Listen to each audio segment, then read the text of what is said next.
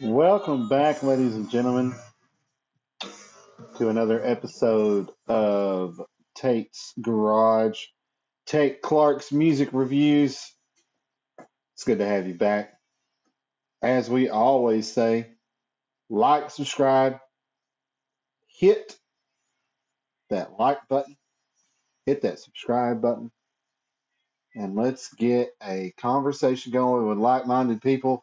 Don't forget about the Patreon page. That's very important. That helps fund the channel. And also the Etsy shop. I did launch an Etsy shop just a little bit ago to throw some gear on there. It's my own branded gear. There are some of my own designs on there. There's more stuff coming down the pipeline, so check that out. There's links below. What are we going to talk about today? We're going to talk about Jack White's new album. And the album title is Fear of the Dawn. Now, this is Jack's first album in 4 years. It is the first of a double album that we will get this year. From what I have read, he went into the studio to challenge himself. Now, everybody's had some downtime with the pandemic, you know what I mean? So, this is way different than some of the stuff that we're traditionally, let me turn this down just there, that we're traditionally used to from Jack. If you're not into Jack White or you don't know who he is, Jack White really started out with a band called the White Stripes with what everybody said, the promotion part of it was that it was his sister, Meg White, but it was actually his wife, come to find out. But they did a two-piece kind of blues rock thing.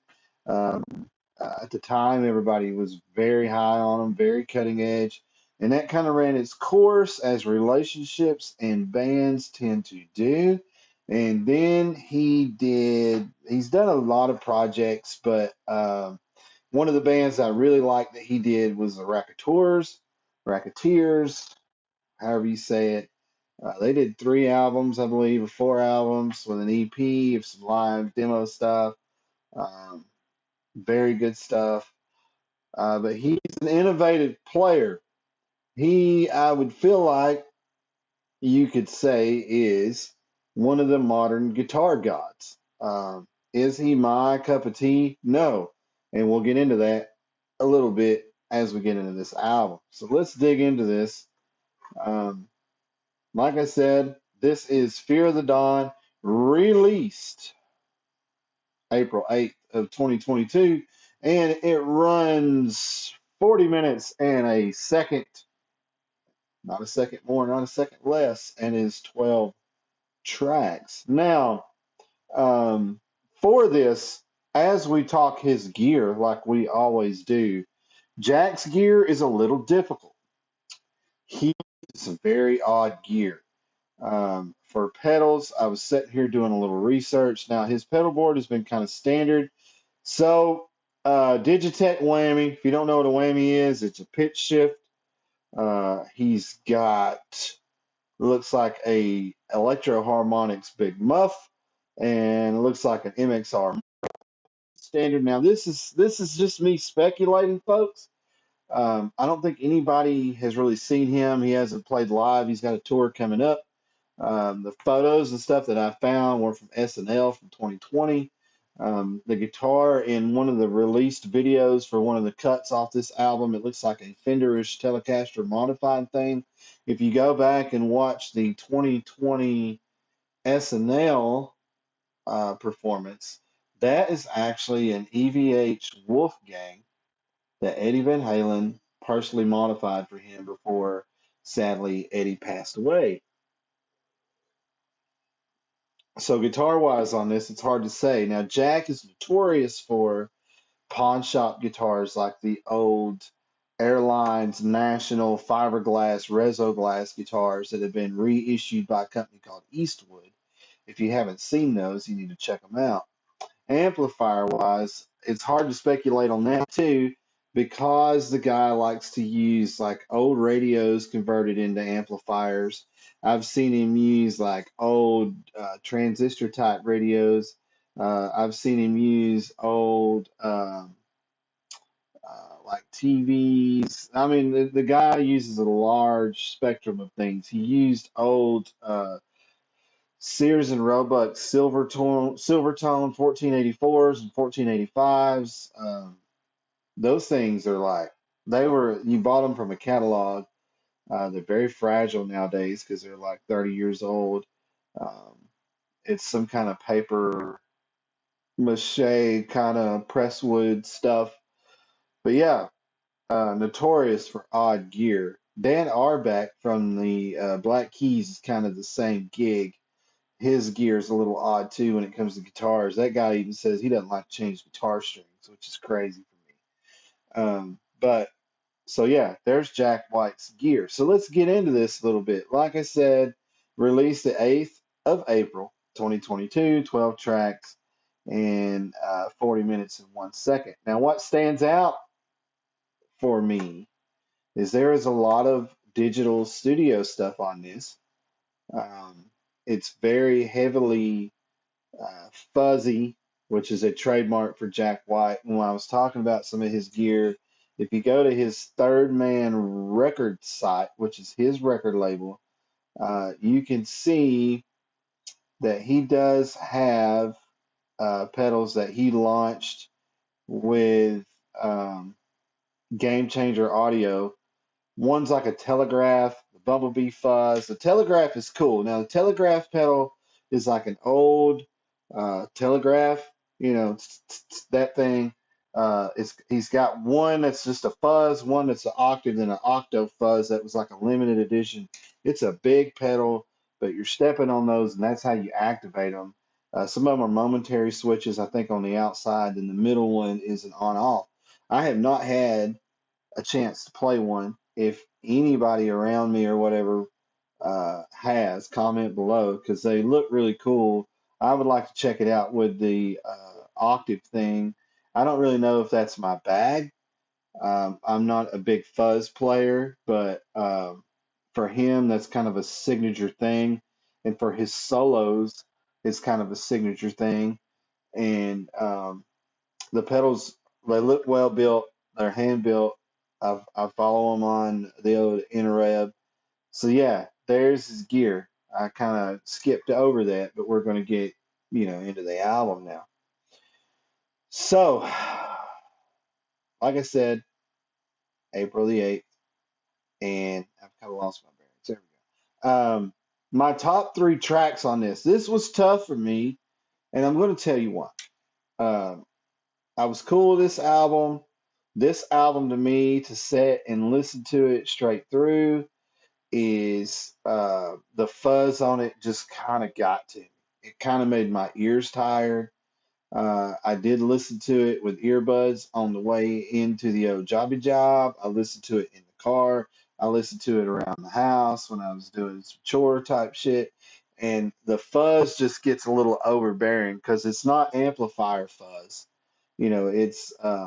It's pedal fuzz. It's got a certain frequency to it that kind of messes with my ear. It's cool though. That's his bag. So yeah, and the other thing that I noticed is he's notoriously always been very analog, and this does have some kind of digital production things to it. In the video for one song, you can see whoever's in the mask, which I'm suspecting is probably him or maybe a buddy or whatever, is messing around with a theremin. I don't really know if he used a theremin on the recording of this.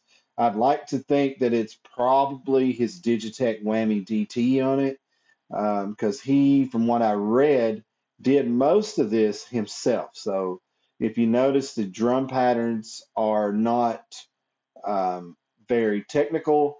And by what I mean by technical, now don't start hating on me, is they're very straight time based in the pocket drumming technique, which is probably him playing the drums, and it's very cool. That's kind of my extent of my drumming, is very just straight AC/DC, play the same beat every song kind of shit. Now, I think he played bass. I think he did it all really in the studio. So, um, yeah. Top three. My number three song on this is going to be Morning, Noon, and Night, which is the 11th song on the album. It runs 4 minutes and 45 seconds, and it is kind of a, you know, uh, offbeat kind of thing. Um, it's got the keyboard kind of accents onto the chord progression, and that's what kind of caught my ear on it. So, Morning, Noon, and Night would be my number three on the album. My number two is going to be The White Raven. Now, The White Raven is the number three song on the album, and it runs 2 minutes and 44 seconds. Now, this is, uh, to me, the intro to this is very toolish. Um, but it gets this industrial fuzz to it, which is kind of it being early in the album is what led me to my statement about the fuzz was a little much, because it did get into that for me. I did not really dig that industrial thing, but for this song, I like the cadence of the song and the timing of the song. Um, so yeah, the White Raven, third song on the album, is my number two song from the album, and it is 2 minutes and 44 seconds. Now, my number one jam off of this album is a very odd jam to me, and it's called Heidi Ho. Heidi Ho.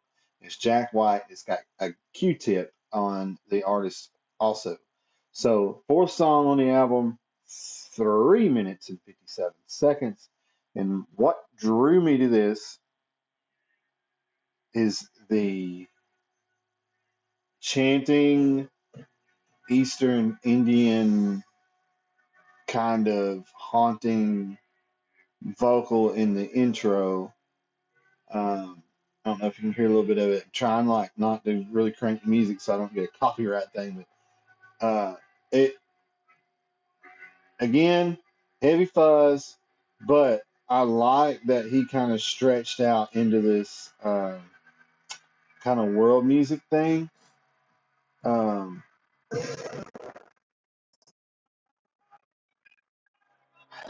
I like it when artists dip into other genres of music or other music that's in a tantric kind of feeling.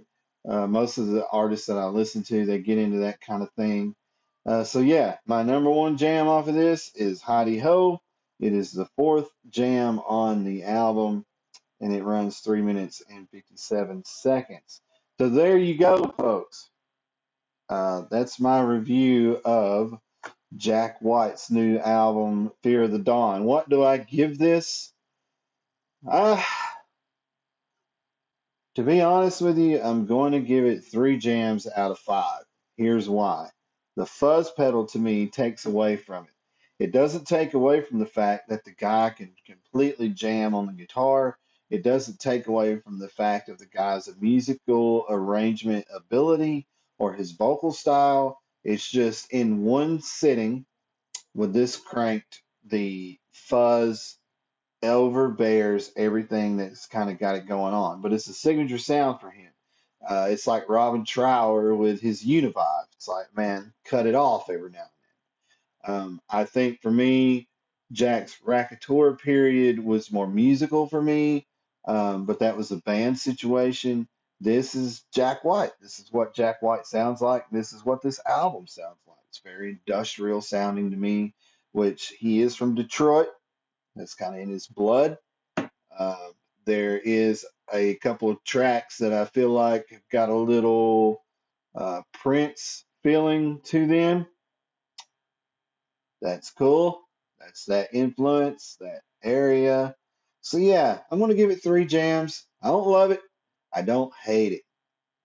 Do I recommend it? I recommend maybe the 3 songs that I picked out that you jam them individually in a playlist. It's got like a heavy rock flavored playlist, and you go down that road and see how that jam handles it for you. So there you go, folks. On to the next. Stay safe out there in the old interweb. And remember that music is love. Love is music. Keep rocking.